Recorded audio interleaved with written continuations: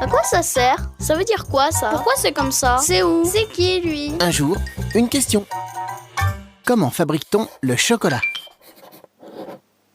Chaque année, plus de 4 millions de tonnes de chocolat sont produites dans le monde. Une avalanche de gourmandise. En moyenne, un Français en consomme 6,5 kilos par an, dont une bonne partie à Pâques et à Noël. Mais au fait, les tablettes de chocolat, ça pousse dans les arbres? Pas tout à fait, mais tout commence avec un arbre originaire d'Amérique centrale, le cacaoyer. Son fruit s'appelle la cabosse. À l'intérieur de la cabosse, il y a des graines fraîches de cacao que l'on récolte et que l'on rassemble dans de grandes caisses. C'est la fermentation, durant laquelle la graine change. Sa pulpe est éliminée et elle se transforme en fèves de cacao. Puis les fèves sont rôties à plus de 100 degrés. On appelle cela la torréfaction. C'est là que se forment les bons arômes de chocolat.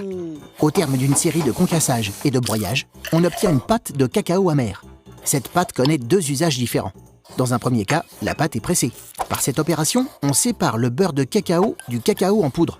Mais dans le cas où on veut faire du chocolat noir, on garde la pâte de cacao et on y ajoute du sucre. Avec de la poudre de lait en plus, ça devient du chocolat au lait. Le chocolat blanc, par contre, ne contient pas de cacao, juste du beurre de cacao, du sucre et du lait. C'est le sucre ajouté au cacao qui crée des déséquilibres alimentaires. Il y a moins de sucre dans les chocolats au pourcentage de cacao élevé. Bénéfique pour le cœur, la tension et le moral, le pur chocolat noir est plein de vertus. Et quand c'est bon pour la santé, c'est encore meilleur. Tu te poses des questions? Nous, on y répond.